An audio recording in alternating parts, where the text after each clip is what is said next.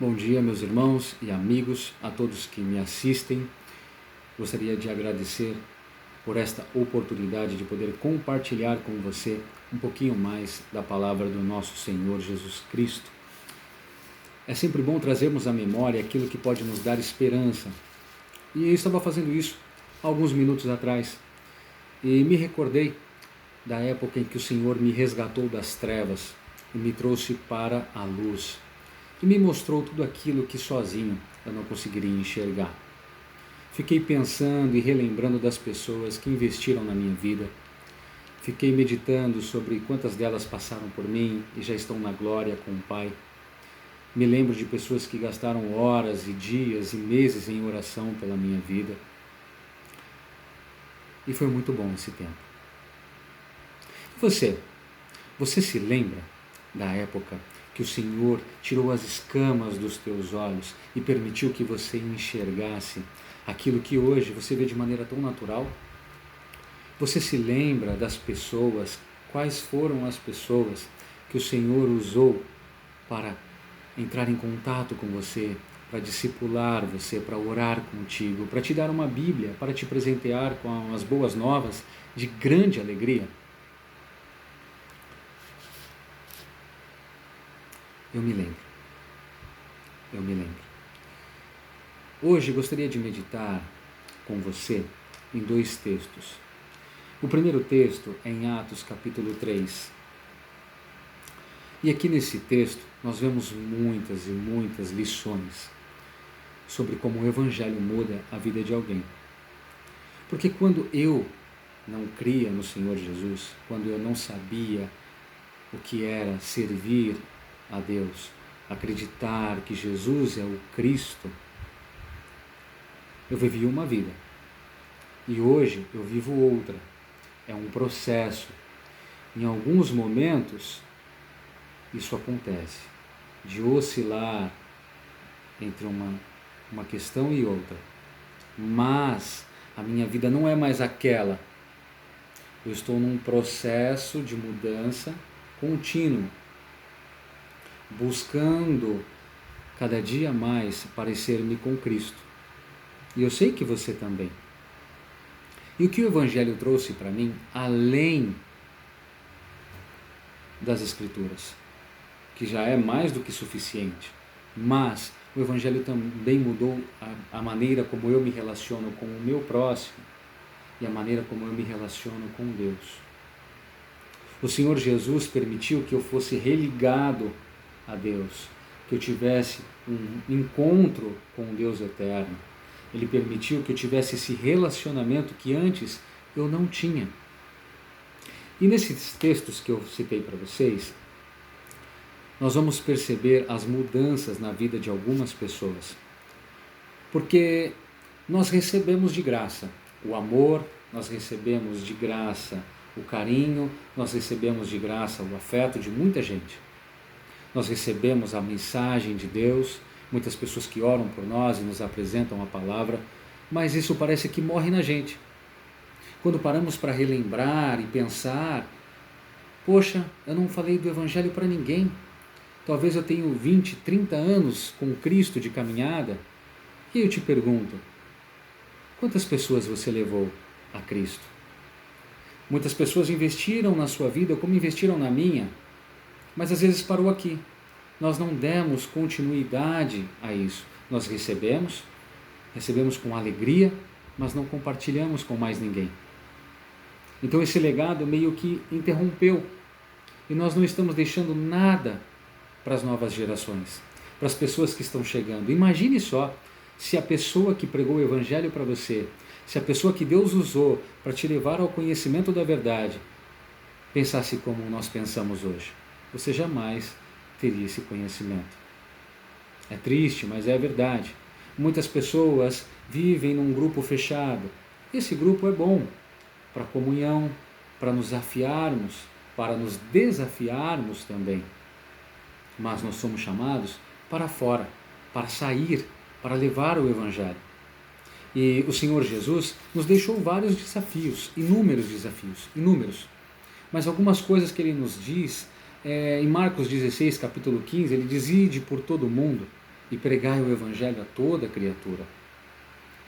Nós vemos lá em João, capítulo 20, versículo 21, que Jesus diz assim: olha, meu Pai me enviou e eu vos envio.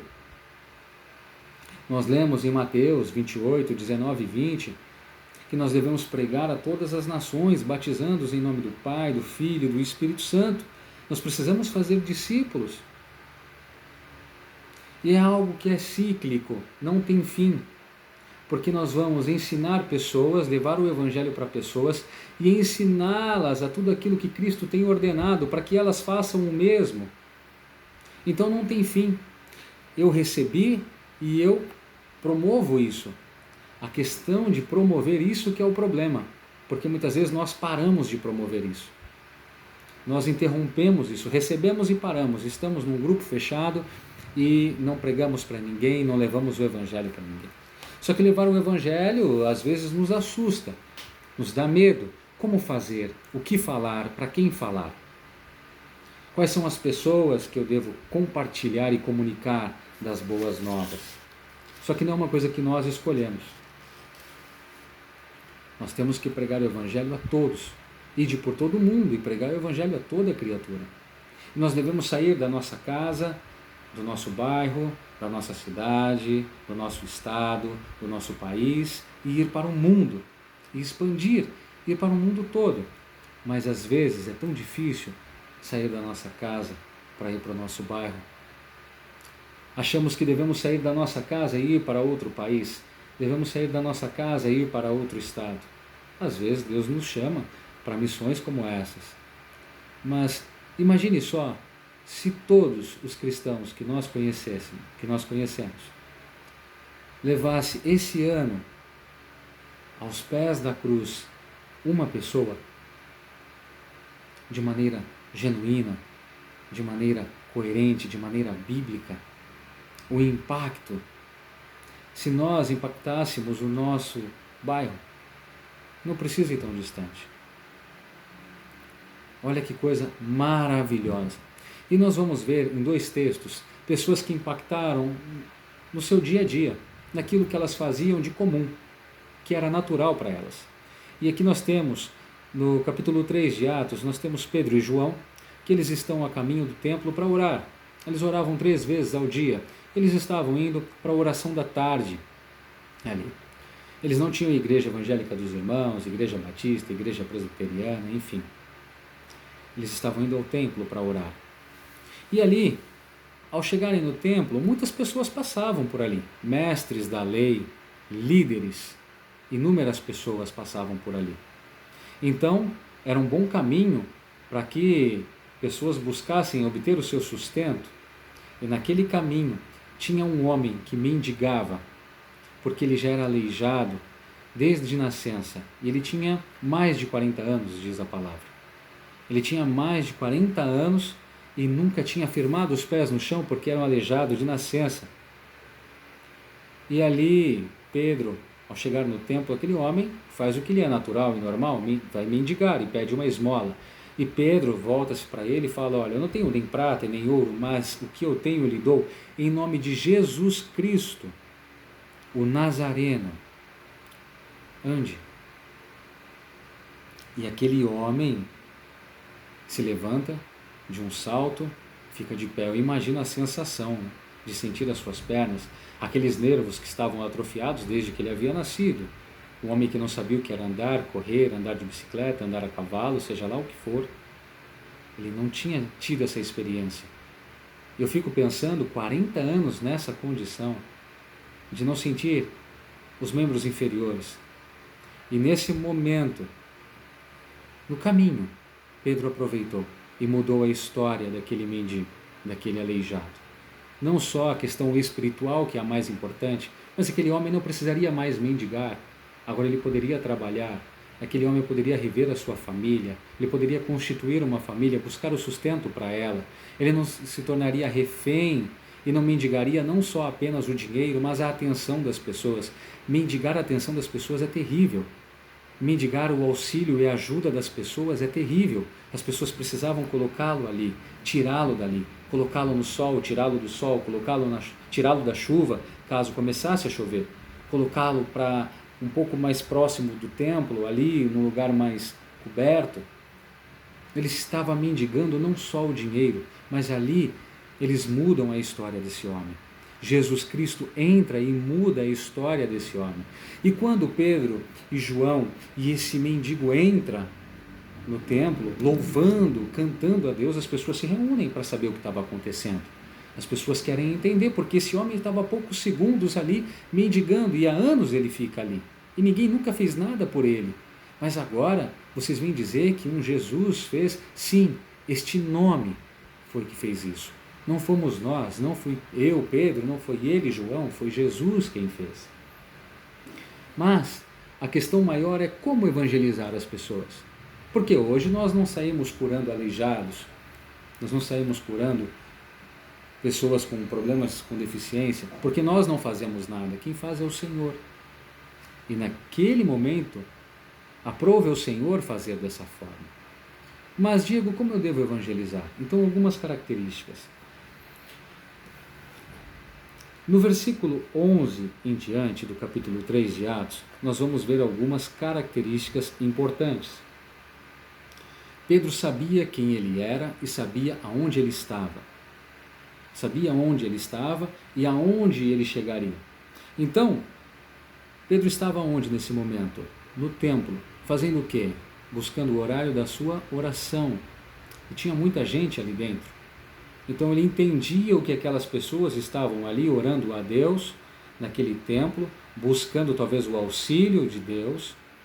Uma cultura que considerava só existe um Deus, não existe outro Deus, e nós estamos aqui para orar a Ele, ao Todo-Poderoso, ao Deus Eterno. Nós somos judeus, estamos aqui. E Pedro, então, ele entende as pessoas que estão ao redor para ele poder direcionar a sua palavra. E nós precisamos compreender a situação, a circunstância que estamos e entender quem é o alvo da nossa mensagem. Para quem você tem pregado?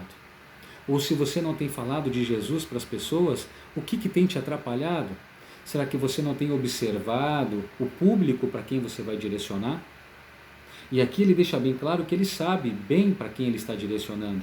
No versículo 12 ele diz israelitas. Ele sabe que dentro daquele templo tem muitos israelitas, pessoas que se consideravam filhos de Deus apenas por serem israelitas. E Pedro fala, israelitas, versículo 13, o Deus de Abraão, o Deus de Isaac e o Deus de Jacó, o Deus dos nossos antepassados. Pedro, ele contextualiza a mensagem, ele fala, eu estou falando do Deus dos nossos antepassados, dos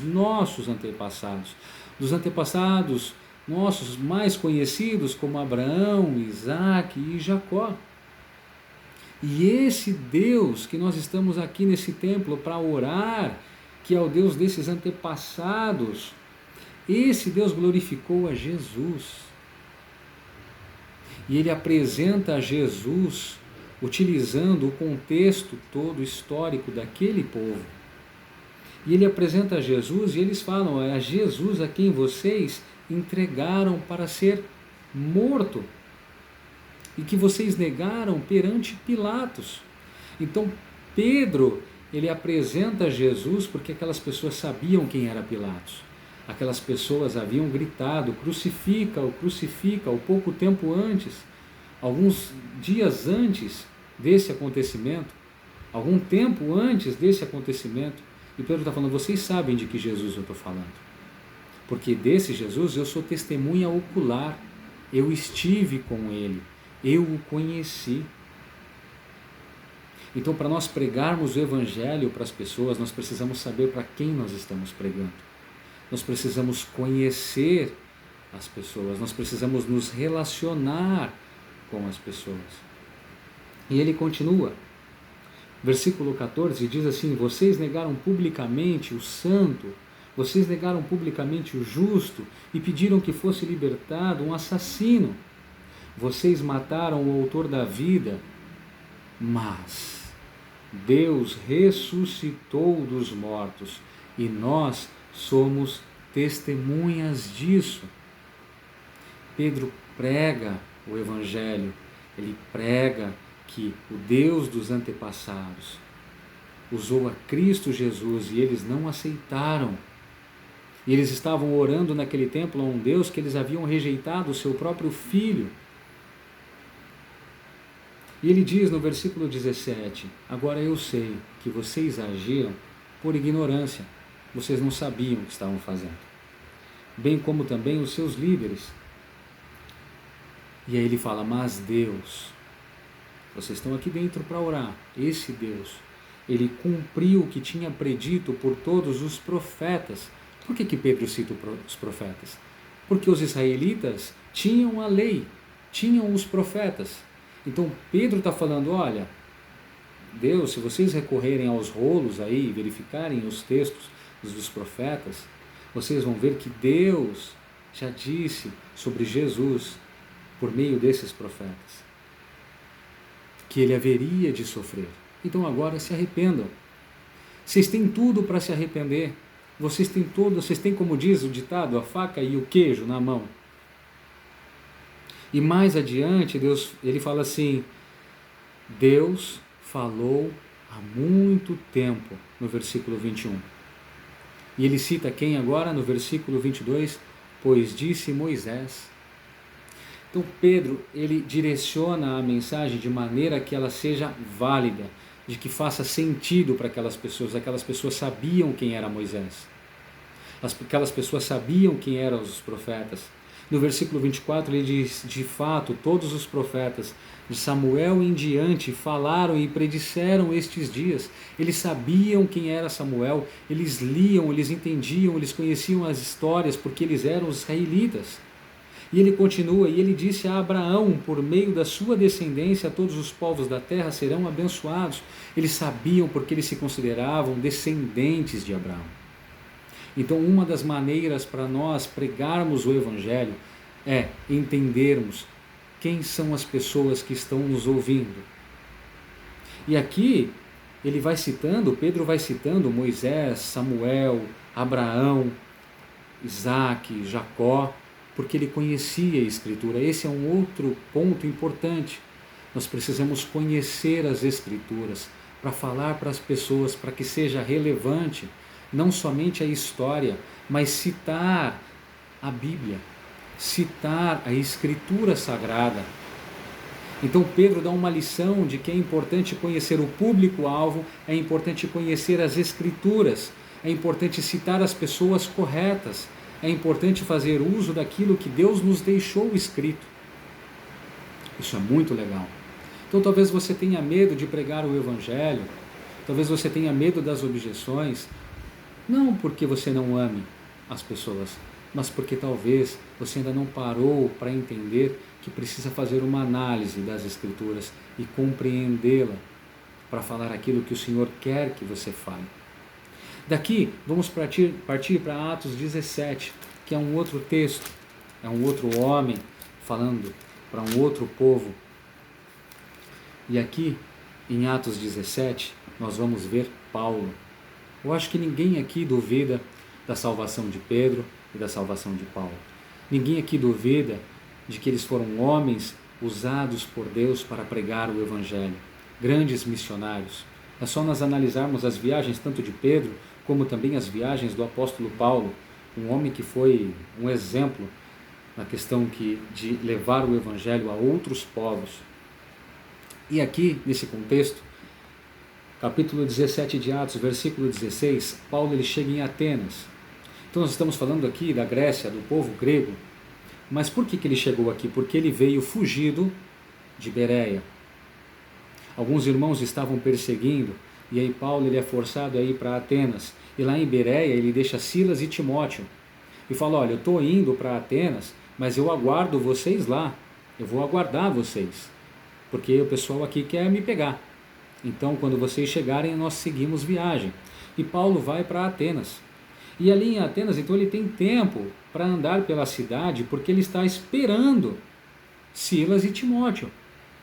Ele está andando pela cidade, diz no versículo 16, que ele andando por ali, ele fica extremamente indignado ao ver que aquela cidade estava cheia de ídolos. Diferente de Pedro, nós não vemos aqui Paulo no templo, nós vemos Paulo andando pela cidade. Aqui nós não vemos, como Pedro, eles adorando e orando a um único Deus verdadeiro, mas aqui o contexto era um contexto de grande idolatria, e naquela cidade muitas pessoas estavam adorando outros deuses. Então ele vai andando pela cidade, ele está vendo tal, aquela cidade repleta, e ele discutia também na sinagoga. Ele foi na sinagoga, porque lá na sinagoga tinha judeus, mas também tinha gregos. E ali ele estava discutindo com alguns gregos e judeus tementes a Deus, pessoas que temiam a Deus.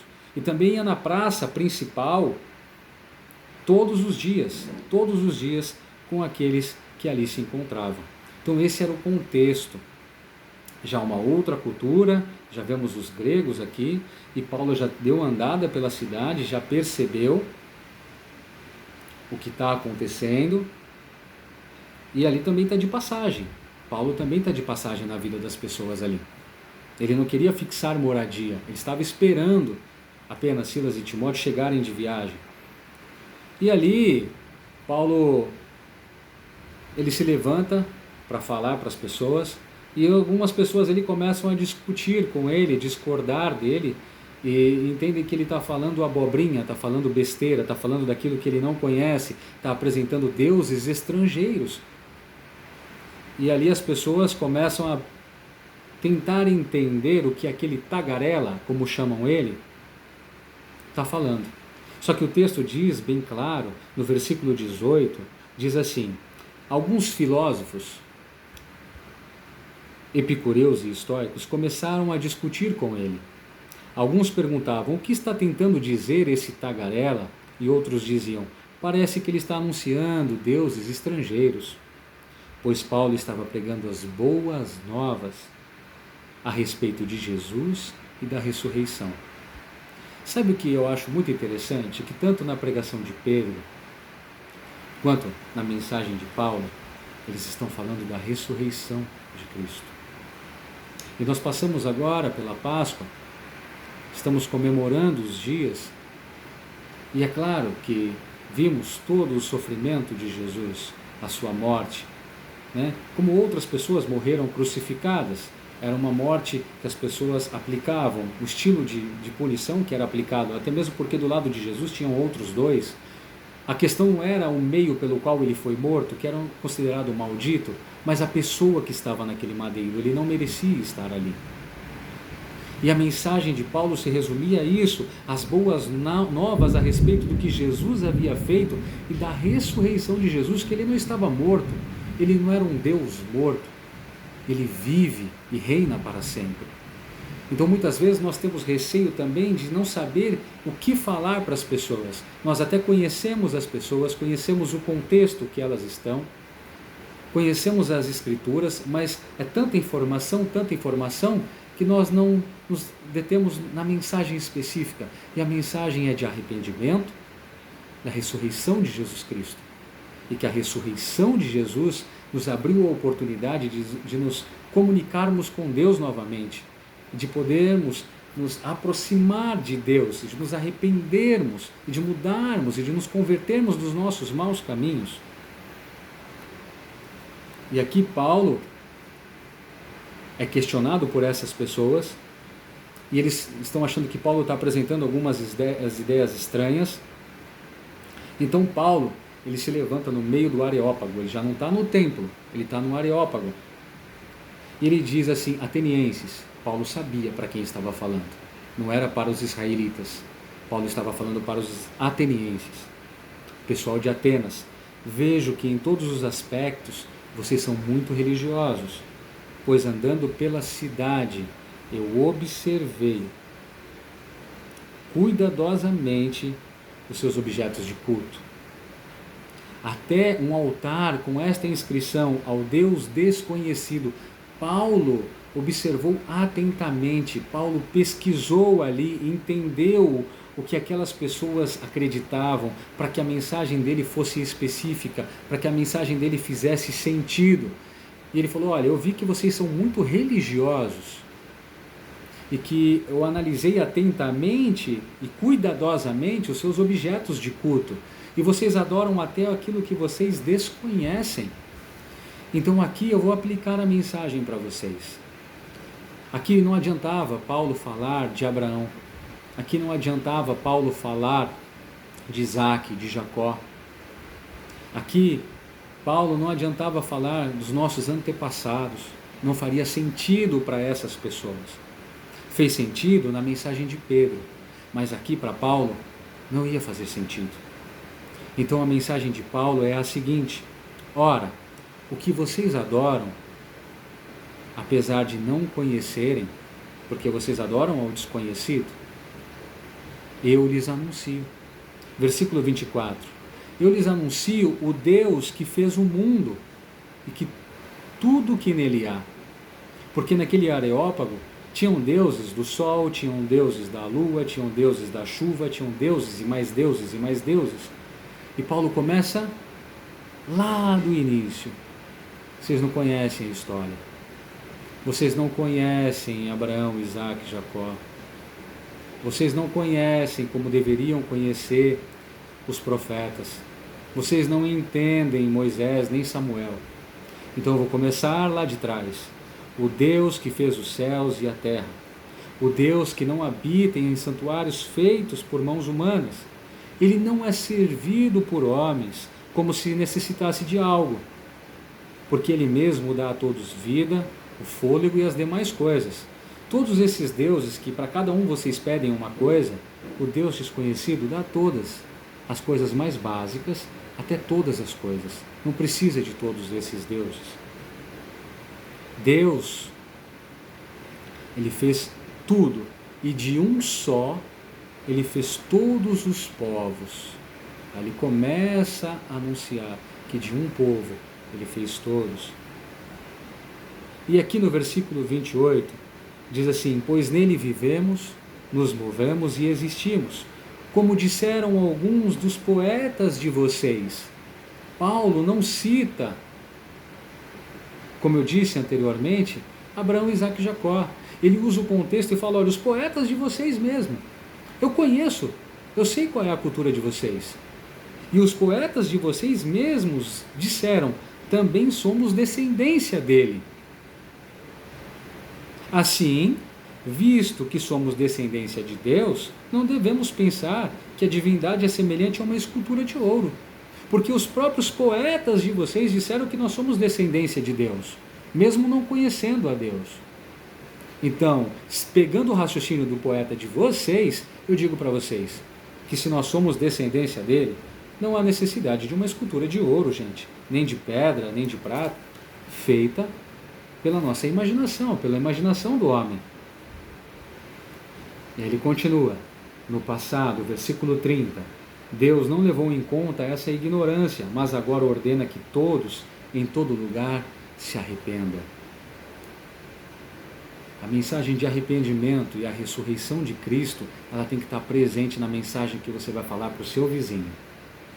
Nós aprendemos nessas duas mensagens que a mensagem de arrependimento e de ressurreição de Cristo, de que Ele é um Deus vivo, nós devemos pregar no nosso trabalho, nós devemos anunciar na nossa igreja, nós devemos falar com os nossos amigos. E aí ele continua, diz assim, mais 2 versículos, aguentem comigo, versículo 31, pois estabeleceu um dia em que há de julgar o mundo com justiça por meio do homem que designou, Jesus, e deu provas disso a todos, ressuscitando-o dentre os mortos. Versículo 32, e quando ouviram sobre a ressurreição dos mortos, alguns deles zombaram, e outros disseram, a esse respeito aí, nós o ouviremos outra vez. Com isso, Paulo retirou-se do meio deles. Alguns homens juntaram-se a ele e creram. Entre eles estava Dionísio, membro do Areópago, e também uma mulher chamada Dâmaris, e outros com eles. Então aqui ficam algumas dicas de como nós podemos levar o Evangelho para as pessoas de maneira que faça sentido para elas. O Evangelho precisa estar acompanhado, sim, de todas as maravilhas de Deus, claro, de toda a sua grandeza, claro, mas nós precisamos entender o público-alvo, nós precisamos entender a mensagem, nós precisamos conhecer a Escritura, nós precisamos aplicar de maneira inteligente e de maneira sábia na vida das pessoas. Nós precisamos contextualizar a mensagem de maneira bíblica para que as pessoas entendam que elas precisam se arrepender dos seus pecados, que elas precisam crer em Cristo, que este é o Filho do Deus vivo, que não só morreu, mas que ressuscitou para nos dar vida. Essa é a mensagem, meus irmãos. Espero que de alguma forma tenha contribuído para te animar a compartilhar, a entender a importância de estudarmos as Escrituras, de estarmos preparados a todo tempo, a todo momento, para explicarmos para as pessoas o sentido da nossa fé. Por isso que Paulo ele fala para Timóteo, pregue a palavra, lá em 2 Timóteo, pregue a palavra, quer seja oportuno, quer não, pregue a todo tempo a palavra. Então, que você pregue a todo tempo, com sabedoria, discernimento, mudando a vida das pessoas que estão ao seu redor. Deus te abençoe.